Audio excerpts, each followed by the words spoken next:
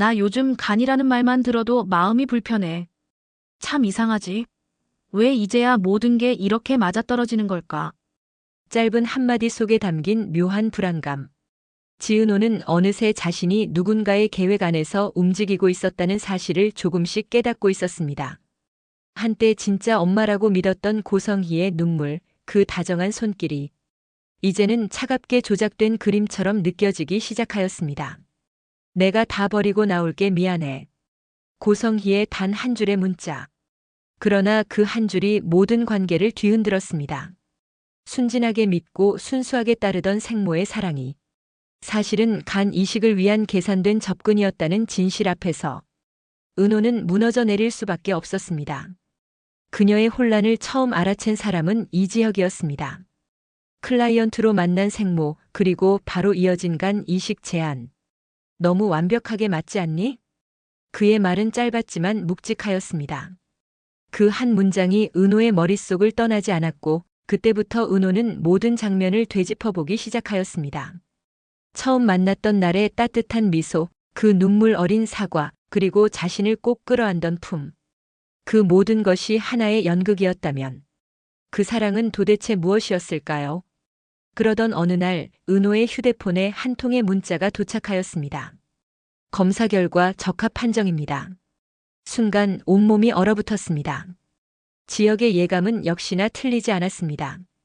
은호는 자신을 건강검진에 데려가고 평소 몸 상태를 물어보던 성희의 세심한 관심이 이제는 섬뜩한 복선처럼 느껴졌습니다. 혹시 나를 다시 찾은 이유가 정말 간 때문이라면? 믿고 싶지 않았습니다. 하지만 마음속 깊은 곳에서 그럴 수도 있다는 두려움이 고개를 들고 있었습니다. 결국 은호는 용기를 내어 문자를 보냈습니다. 죄송해요. 간 이식은 힘들 것 같아요.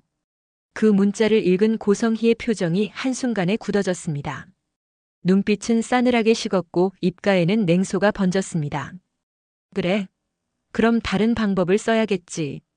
그날 밤 성희는 눈물 범벅이 된 얼굴로 은호의 집 앞을 찾아왔습니다. 은호야, 제발 오빠 좀 살려줘.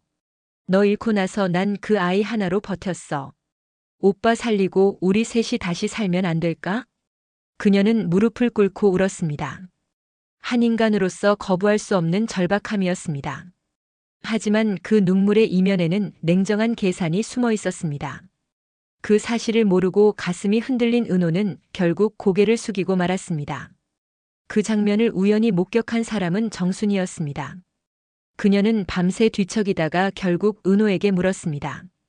집 앞에서 본 여자가 내 생모야? 왜 그 얘기를 나한텐 안 했어? 목소리는 차분했지만 그 속엔 공포가 숨어 있었습니다. 엄마의 본능이었습니다. 그날 이후 두 사람의 관계는 미묘하게 틀어지기 시작하였습니다. 은호가 비밀을 숨길수록 순이는 불안과 죄책감에 휩싸여 결국 짜증으로 감정을 표출하였습니다. 내가 뭘 그렇게 잘못했을까? 우리가 너무 은호를 힘들게 한 걸까? 그녀의 탄식은 점점 후회로 변해갔습니다. 그러던 어느 날 순이는 은호와 성희가 함께 있는 장면을 우연히 목격하였습니다. 그 순간 모든 퍼즐이 완성되었습니다. 그 수술 절대 안 돼. 진짜 엄마라면 자기 딸한테 그런 걸 부탁하지 않아. 그녀의 외침은 단순한 반대가 아니었습니다. 피보다 진한 사랑의 경고였습니다. 강호가 아파도 난 너한테 그런 말 못해. 그게 엄마야, 은호야. 그 말을 들은 은호는 가슴이 찢어졌습니다. 두 여자의 사랑이, 두 엄마의 마음이 서로 너무 달라서 더 잔인하게 느껴졌습니다. 한편 이 모든 상황을 지켜보던 이지혁은 결국 결심하였습니다. 직접 확인해야겠어. 그 여자가 정말 은호의 생모인지. 그는 바쁜 일정 속에서도 고성희라는 이름을 검색하기 시작하였습니다. 수많은 기사, 인터뷰, 재혼 이력까지 하나씩 읽어내려가던 중 그의 눈이 멈추었습니다.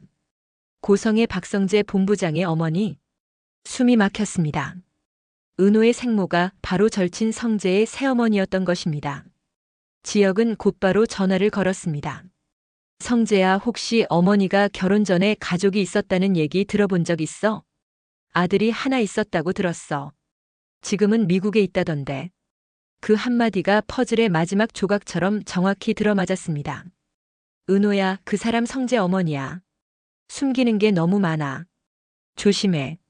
지역의 말에 은호의 눈이 커다랗게 흔들렸습니다. 내 친엄마가 성재 선배의 어머니라니. 그녀의 세상은 순식간에 무너져 내렸습니다. 그러나 마음 한편에서는 여전히 흔들림이 남아 있었습니다. 성희의 다정한 말, 그 눈물, 그 미안함. 그래도 직접 확인해야 해. 은호는 결심하였습니다. 오빠를 직접 만나게 해주세요. 성희는 잠시 망설였지만 이내 의미심장한 미소를 지었습니다. 그래, 그럴 줄 알았어. 너는 절대 거절하지 못할 줄 알았지. 그녀는 은호를 데리고 양평 요양원으로 향하였습니다. 멀리서 보기만 하자. 그 아이 상태가 너무 안 좋아. 요양원 정원. 햇살이 부서지는 그곳에서 휠체어를 탄 한 남자가 눈을 떴습니다. 창백하지만 따뜻한 눈빛, 은호의 발걸음이 그 자리에서 멈추었습니다. 설마 그럴 리가 없어. 그 남자는 고등학교 시절 은호가 가장 믿고 따랐던 친구였습니다. 세상 누구보다 편했고 마지막으로 본 건 그가 미국으로 유학을 떠나던 날이었습니다. 그 친구가 오빠라니. 은호의 눈에서 눈물이 터져 나왔습니다. 그녀는 한 걸음도 다가가지 못한 채 그 자리에 주저앉았습니다. 그 모습을 바라보던 고성희의 입가에는 차가운 미소가 번졌습니다. 그래. 너라면 절대 모른 척하지 않을 줄 알았어. 그녀의 계획은 지금 완벽히 진행되고 있었습니다. 한편 또 다른 곳에서는 조용한 사랑이 피어나고 있었습니다. 이수빈과 박성재의 세 번째, 그리고 마지막 데이트. 이번엔 내가 준비했어. 바다 좋아했잖아. 잔잔한 파도 아래 웃던 두 사람은 예상치 못한 마지막 배를 놓쳤습니다. 어떡해요, 오빠 뭐라 그래요? 그냥 나랑 같이 있다고 해. 내가 직접 말씀드릴게. 그 말 한마디에 수빈의 세상이 멈추었습니다. 그날 밤 수빈은 잠들지 못하고 문자를 보냈습니다. 오빠, 오늘 너무 행복했어요. 그 문자를 본 성재는 미소를 지었습니다. 이 녀석 귀엽네. 그렇게 조용하지만 확실한 사랑이 시작되었었습니다. 하지만 그 평화의 끝에는 또 다른 불길이 타오르고 있었습니다. 요즘 따라 양평에 자주 다녀오는 엄마 고성희. 딸 박영란은 그 이상한 낌새를 눈치챘습니다. 엄마 어디 가는 거야? 대답 대신 돌아온 건 차가운 눈빛이었습니다. 체중 관리나 해. 오디션 떨어지고 싶지 않으면. 그 말에 영라의 눈빛이 식었습니다. 그리고 그날 그녀는 결심하였습니다. 확인해야겠어. 엄마가 뭘 숨기고 있는지. 몰래 따라간 양평의 요양원. 그곳에서 본 충격적인 장면. 은호, 고성애, 그리고 휠체어의 남자. 엄마. 미국에 있어야 할 오빠가 왜 여기에? 영라의 손끝이 떨렸습니다. 엄마 이제 나도 다 알 것 같아. 조용했던 고양이가 드디어 발톱을 세우기 시작한 순간이었습니다.